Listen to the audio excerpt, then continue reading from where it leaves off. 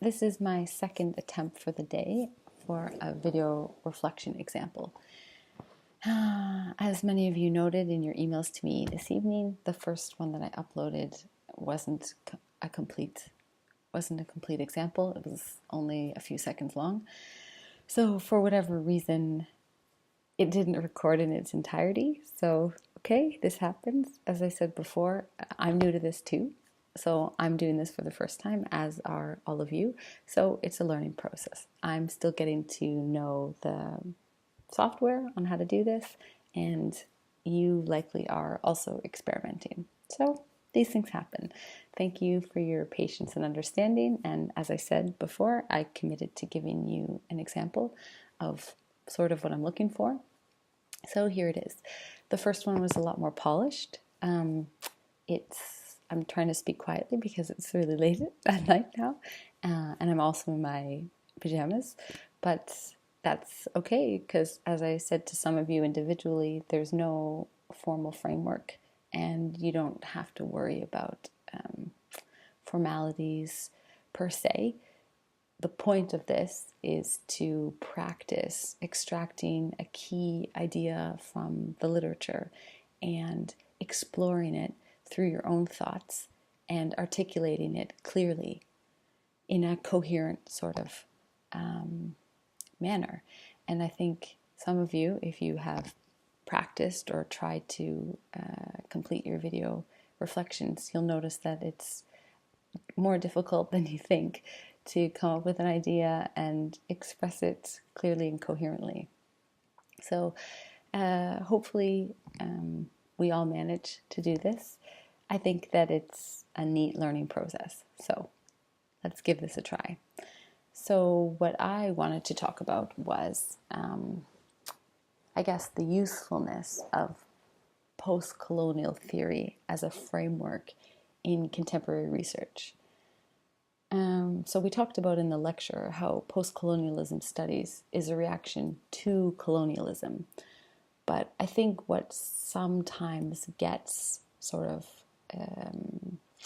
foggy in discussions about this is that when we say it's a reaction to colonialism, what we are essentially saying in relation to post-colonial theory is that it's a reaction to the products or the output of colonialism in terms of knowledge creation. So when we talk about colonialism, yes, it was a physical act, but the legacy of it, or the results and the repercussions of it, is the knowledge and the understandings and the beliefs and assumptions that came from this, came from the uneven power imbalance of who's creating knowledge, how that knowledge is disseminated. So as I said in the lecture, of course, the victors create history, and it's the same with colonialism. Much of what we know, as we talked about,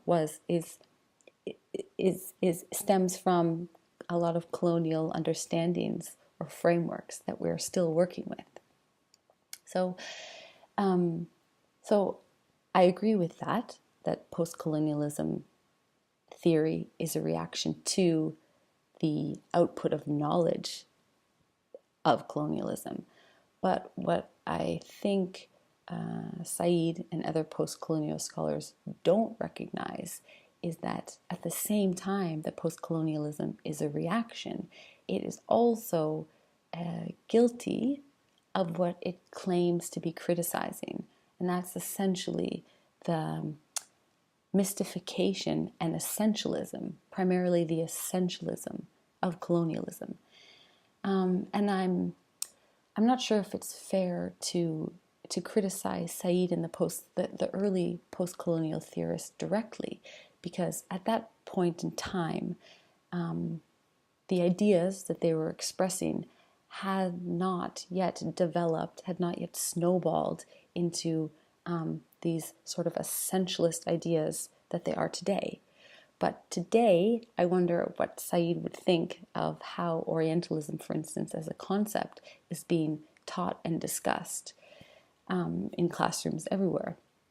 Because, I mean, the let's say the essence or the core of post-colonial claims is that it's a commentary on the manifestations of power imbalances, right? This unevenness.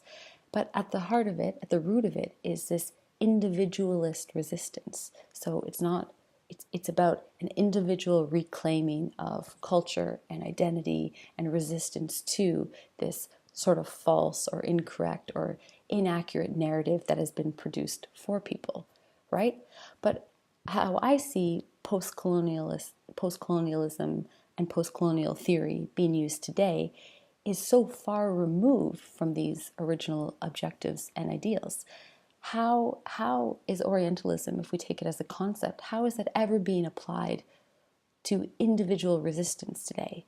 It's not. I would argue that it's now an essentialist concept that is being applied en masse, sort of a crude, overarching framework. So in that sense, post-colonialism and Orientalism, as an example of it, is really devoid of its original objectives and its essence. So I think with this realization, we can argue, perhaps, as Darcy does, that post-colonialism, the original objectives of post-colonialism theory, have been washed away. They no longer exist. They're no longer being produced and reproduced. If we think of post-colonialism as being a reaction on an individual level, individualist resistance. So I'm not sure that this is the ideas behind Darcy's claim that there's an end of post-colonialism and post-colonialist theory, but I think that what his text is highlighting is the lack of relevance today of this framework, of this tool, in terms of being able to explain, as it once did, the power dynamics and the unevenness, right? So we see, and I think in relation to that, he's also pointing out a sort of redundancy of the term. So you can say it's sort of an essentialism, or the redundancy, that it loses meaning and that it's removed from its original context and it's being sort of mass produced and reproduced. So in that sense, can we use post-colonialism with any sort of value to explain or to help us understand contemporary events and contemporary issues? The way that I see it, post-colonialism theory today is a bit too crude or clumsy, if you will, to actually be a useful tool for highlighting these obvious dynamics.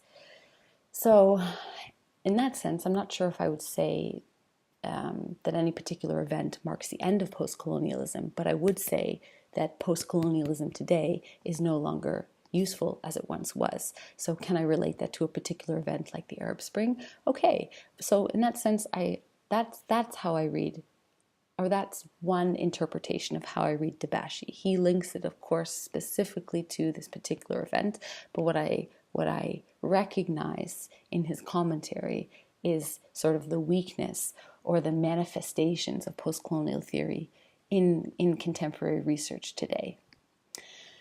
So that marks the end of my, I think it was quite a bit longer than 2 minutes. But I think you guys will see when you're creating your own that 2 to 5 minutes becomes easier and easier to do. So 2 minutes might seem like a long time, but you're talking in your own environment and you're saying things that feel good and sound good, and so you're just going to go with it. And that's what I really want to encourage. So don't feel like you need to stick strictly within these frameworks, but I do ask for a minimum of 2 minutes. So I hope this serves as a viable example. I have to say that it was pretty dry in terms of creativity, but hopefully, as a first attempt, everyone can at least manage this. And as we go along with 3, people can get more creative in terms of how they express themselves, and also more comfortable. So bringing in anecdotes, bringing in personal stories, bringing in contemporary events into their analysis, that is all fantastic. And I really look forward to seeing each of your video reflections. So thank you for your patience in waiting for me to actually deliver this long-awaited video reflection. And if you have questions or comments, of course, come talk to me or email me. So, good night.